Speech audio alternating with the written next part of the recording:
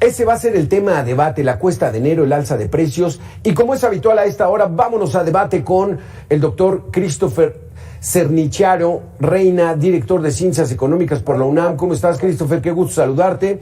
Y Horacio Esquivel, catedrático de la UNAM. También un gusto en saludarlos a los dos. Ya viene el 2024. Esto de la cuesta de enero, yo lo recuerdo en la década de los 70s, Christopher, en los 80s, y ya después como que se empezó a borrar un poco. Pero volvemos a utilizar este término. Horacio, vamos contigo primero, Horacio.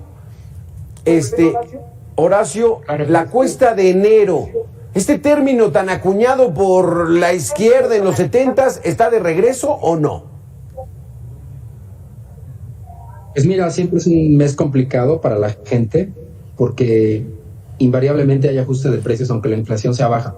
En este caso, como tú ya lo comentabas, la inflación tuvo un proceso al alza después de la pandemia y llevamos lo que fue 21, 22 y parte 23 tratando de reducirla y con incrementos en la tasa de interés de referencia del Banco de México.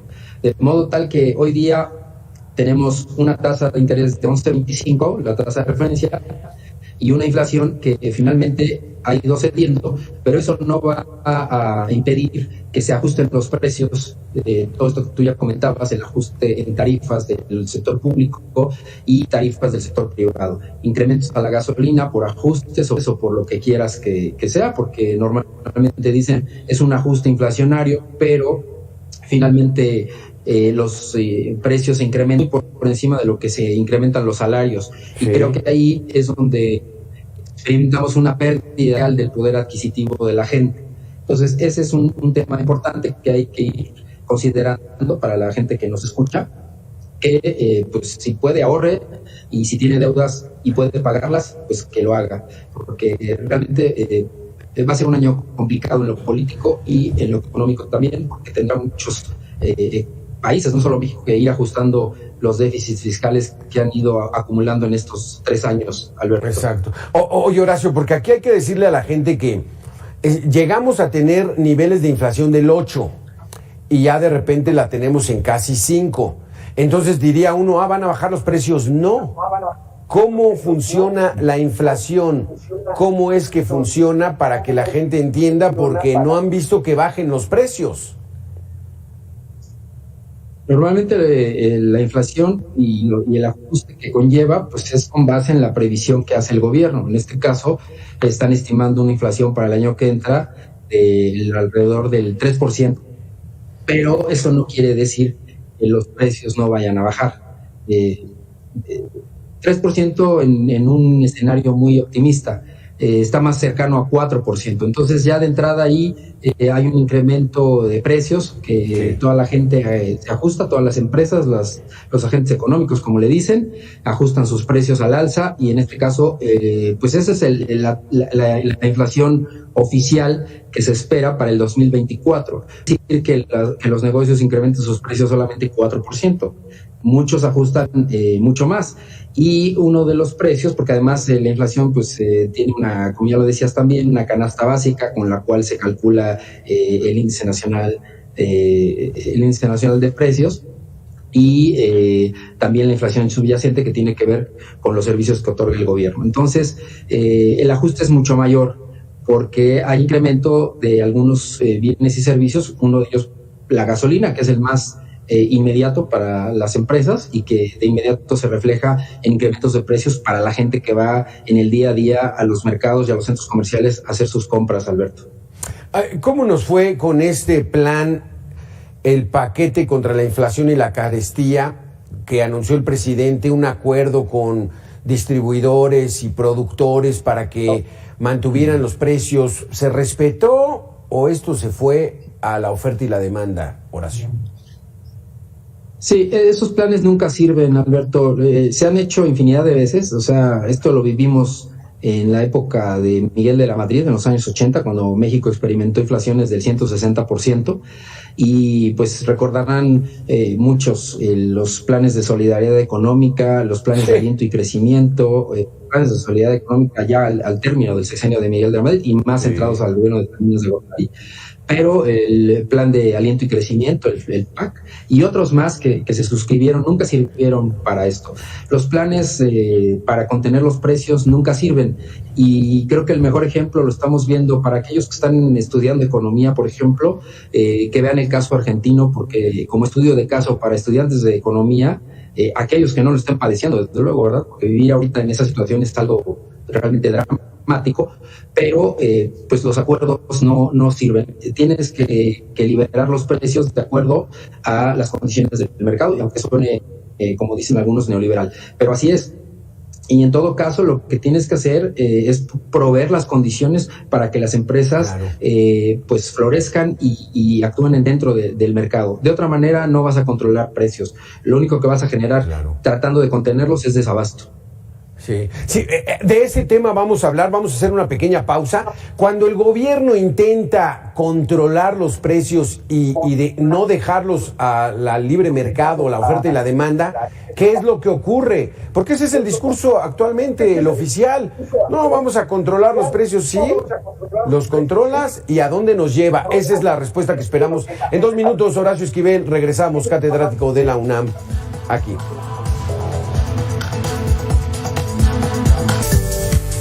Regresamos con este tema, la cuesta de enero, el alza de los precios 2024, a ver cómo viene. Le doy la bienvenida a Christopher Sernicharo, Reina, doctor en Ciencias Económicas por la Universidad Autónoma Metropolitana.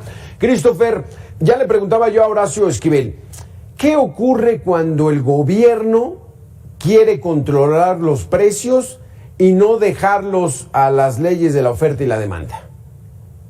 Hola, ¿qué tal? Buenas tardes, muchas gracias por la invitación. Pues como muy bien comentaba Horacio, son estrategias que normalmente fracasan, es decir, que no tienen éxito para conseguirlo. Ahora el gobierno tiene otras formas a través de sus instituciones para tratar de controlar los precios, que pueden ser con la política monetaria, concretamente subiendo la tasa de interés. Algo que se observa en experiencias internacionales, no necesariamente en México, es que en la medida que sube la tasa de interés se controla la demanda. Es decir, puedes bajar consumo, puedes bajar el gasto en bienes de inversión, y eso teóricamente puede controlar los precios. Sin embargo, es importante mencionar que en el caso mexicano hay mucha evidencia que señala que no sucede esto. Es decir, a pesar de que pasa en países de ingreso alto como Estados Unidos, Australia, Alemania, etcétera, en México no es tan reactiva la demanda a estos controles de precios a través de la tasa de interés. Entonces, pues es algo que se complica, ¿no? Con lo que platicaban muy bien antes del corte, de que, bueno, el control de precios no es exitoso, y pues por otro lado, este segundo instrumento de política monetaria, pues tampoco tiene pues los efectos que se esperarían de acuerdo con lo que vemos alrededor del mundo. Sobre este mismo tema, entonces, ya lo vivimos, Horacio, esta película ya la vimos en los 70s con Luis Echeverría, con José López Portillo, con Miguel de la Madrid. O sea, intentar controlar los precios el gobierno, ¿por qué no da resultado? Bueno, lo que sucede cuando intentas controlar los precios es que generas desabasto, que justamente es lo que ha sucedido en todos los casos donde esto se ha intentado. O sea, el gobierno quiere imponer techos vamos a suponer, la tasa de interés, genera que no haya crédito. Impone techos a los precios para contener, según esto, la inflación. No lo logra, lo que logra es desabasto. Y pero ¿por qué viene el desabasto? ¿Por qué viene el desabasto, Horacio? O sea, si el presidente dice, a ver, el jitomate va a costar 30 pesos. Sí, si la gente va al mercado y el precio del jitomate, como dices tú, es de 50 pesos y el gobierno dice va a costar 30 a partir de mañana, al día siguiente pues el productor no va a llevar jitomates a 30 pesos porque no le es rentable, ¿no? Su costo le obliga a que el precio que esté presentando al público, al que compre, es de 50 pesos, porque sus costos le dan para eso. Si el gobierno o alguien le impone externamente un techo que fijan en 30 pesos, el productor no va a estar interesado en ofrecer jitomate a ese precio y por lo tanto no lo vende. Entonces la gente cuando vaya al mercado no encuentra jitomates. Y eso sucede para todos los precios. Y no es de que el productor de jitomate sea un voraz y capitalista y neoliberal, sino que simplemente no le salen las cuentas porque el mercado así lo está manejando. Habrá momentos en los que los baje porque trae mucho producto, ¿no? Y hay mucha demanda, lo baja, pero no por decreto. Eso es lo que ha afectado mucho, Christopher Cerniachero. A ver, vamos a escuchar tu opinión, Christopher. Hola, Alberto. Se me hace algo una interpretación correcta. Justamente, como mencionaba Horacio, también como platicabas tú ahorita acerca de esto, que no es una reacción, que es un capitalismo voraz o una conducta malvada, por decirlo de alguna forma, simplemente pues respondemos a esos incentivos, ¿no? Por ejemplo, continuando con los ejemplos que daban, no sé, imagínense que quizá yo vendo playeras. Ok, esas playeras yo las doy a 100 pesos. No, ¿sabes qué? Ahora la vamos a controlar a 30 pesos. Vamos a controlar el precio y lo vamos a dar a 30 pesos. Ok, entonces yo no las voy a vender. Y de ahí el desabasto del cual nos platicaba Horacio, ¿no? Esta es una conducta, pues, económica, es una conducta racional. Simplemente si tú me estás ofreciendo tanto por una cantidad, por un bien o por un servicio, y como mencionabas, no me salen las cuentas, pues yo prefiero no ofrecerlo, ¿no? No sé, por ejemplo... Porque, Christopher, si hubiera voracidad, entonces alguien sube el precio, pues simplemente no se vende. No, pues sabes que está muy caro, ¿no? Me voy a ir con lo más barato, y entonces va a tener que ajustarse, y ahí es donde así funciona el mercado, Horacio. ¿Tengo razón? Así es. Sí, lo que tiene que hacer el gobierno es poner las condiciones y el piso parejo. O sea, esto está muy discutido. Lo que tiene que hacer es fungir como árbitro. No creo que los gobiernos sean buenos empresarios, y menos cuando están subsidiando algún servicio. Entonces, normalmente cuando esto sucede, empiezas a acumular problemas que pueden irse a déficits de otro tipo. Entonces, lo mejor es dejar que sean los agentes económicos quienes ofrezcan los productos y servicios de acuerdo a sus costos de producción y a los márgenes de ganancia, y que sean sus competidores quienes con mejores productos o mejor calidad pues vayan poniéndolos a prueba, ¿no? Y esto creo que lo vimos también en los años 90 cuando se internacionalizó y se abrió la economía mexicana, que pasamos de una economía cerrada con precios controlados a una economía abierta, sí, con precios libres pero una menor inflación. Y creo que ahí quedó muy claro que lo que funciona es donde hay más empresas y más competidores, Alberto. Y es que aquí, Christopher, yo quiero que me expliques por qué el gobierno federal y el Banco de México, que bueno, es autónomo, pero todos los subgobernadores y la gobernadora fue puesta por el presidente de México, bueno, al menos sugerida, siguen manteniendo la tasa de interés en 11.25%. Cuando se supone que ya bajó un poco la inflación. Vamos a hacer una pequeña pausa de 2 minutos, Christopher, profesor Horacio, y regresamos con esta respuesta. Christopher, Horacio, gracias por continuar con nosotros. Christopher, dice el presidente, en 2024 no habrá cuesta de enero y garantiza que no van a incrementar los impuestos ni los combustibles. ¿Esto lo dice como un deseo o como un decreto? Yo creo que es más bien como un deseo, es una afirmación populista, independientemente que haya sido este presidente o el que sea, ¿no? De hecho, seguramente muchos gobernadores dijeron lo mismo, pero pues la cuesta de enero no depende de que sea un mandato gubernamental o de la decisión de alguien. No pasa o deja de suceder por los buenos o malos deseos de las autoridades, sino pues por las decisiones de finanzas personales, ¿no? En la mayoría de los diciembre pues aumenta mucho el gasto. Recibimos más ingresos, se nos paga por adelantado el mes de diciembre, pero también tendemos a gastar más. Entonces de ahí la cuesta de enero, ¿no? Y entonces, ¿qué es lo que ves? Por ejemplo, asumiendo una persona que reciba su pago de manera mensual. A mí normalmente me tendrían que pagar el último día de diciembre el dinero con el cual yo saco adelante los gastos de enero, pero como me los pagaron antes, pues me los gasté, ¿no? Sentía que tenía más dinero y resulta que mi siguiente pago viene hasta finales de enero. Entonces, en mi opinión, de ahí viene la cuesta de enero. Sí, exactamente. ¿Cómo ves, Horacio?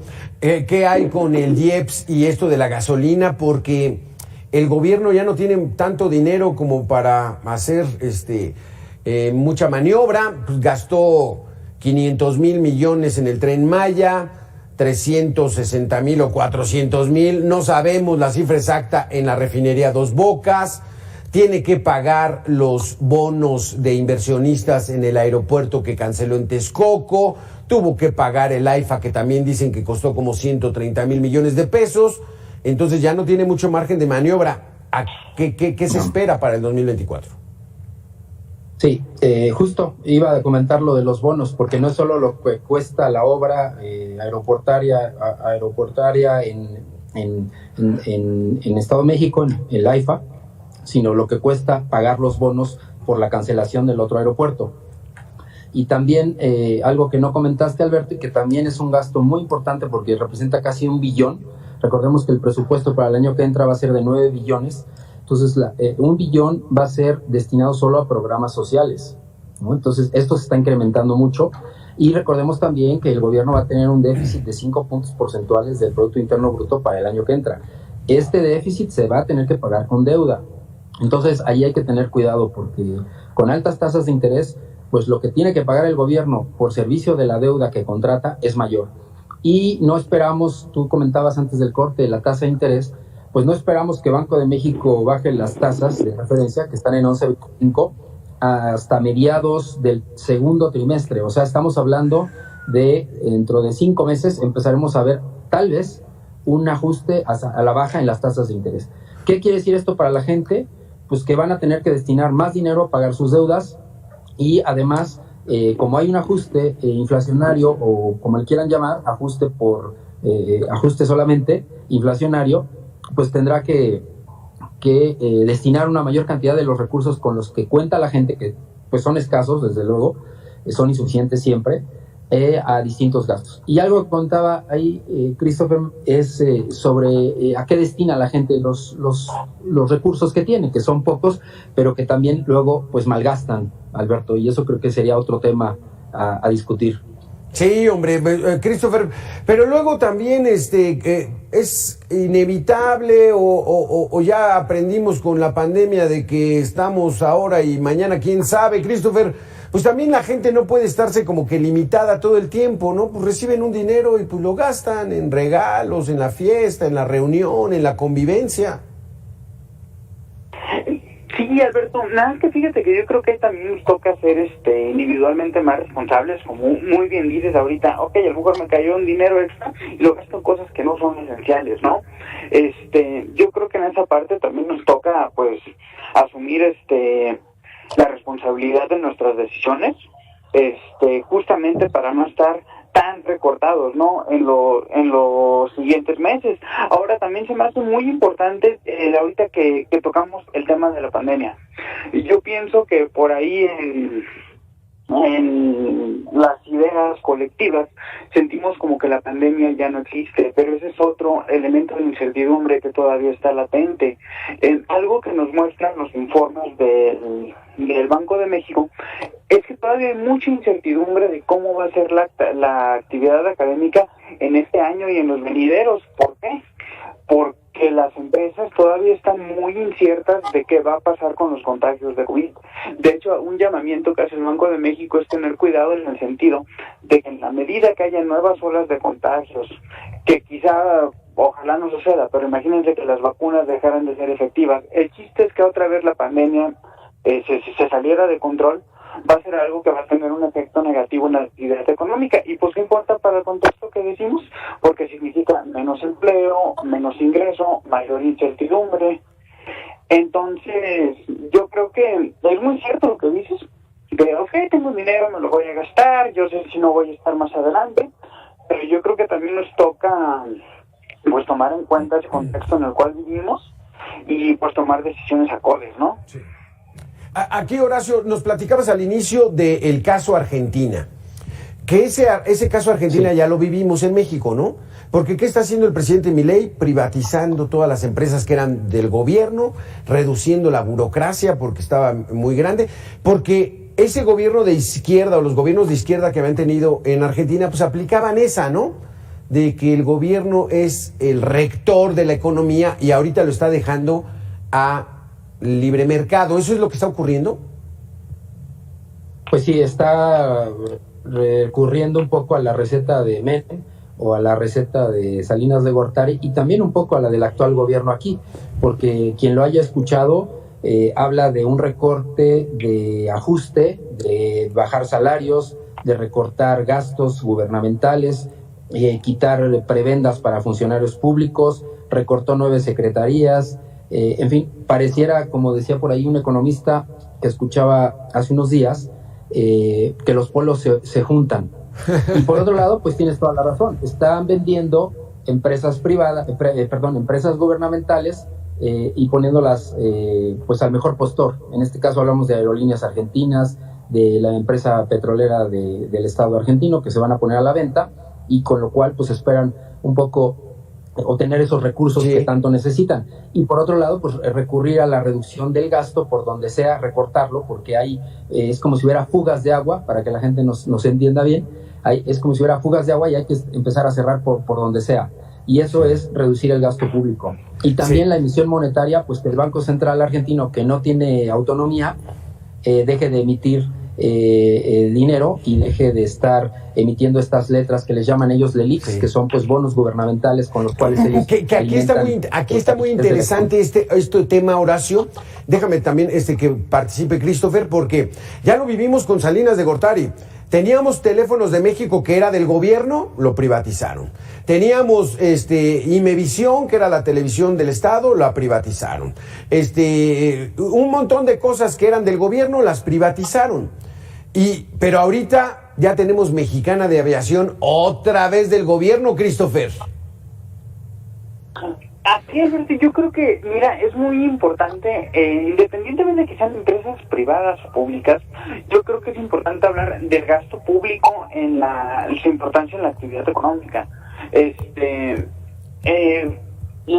gasto público es una herramienta que se utiliza justamente para tratar de salir en baches en la economía, ¿no? Es decir, cuando tenemos una bajada en el crecimiento económico, en la actividad económica de cierto periodo, algo que puede hacer el gobierno es estimularla a través del gasto del gobierno.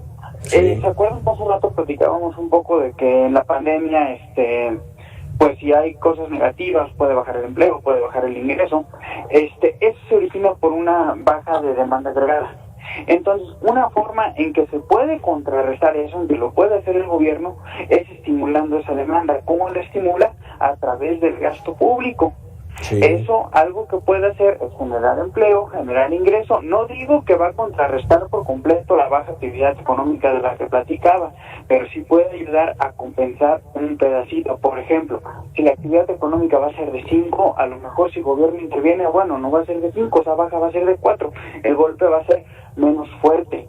Entonces, en ese sentido, pues también es importante, y retomando algo que les platicaba hace ratito, recuerdan que comentaba que en países como México, por ahí la política monetaria no tiene el efecto que nos dice la teoría, un efecto en inflación, pero también en producción.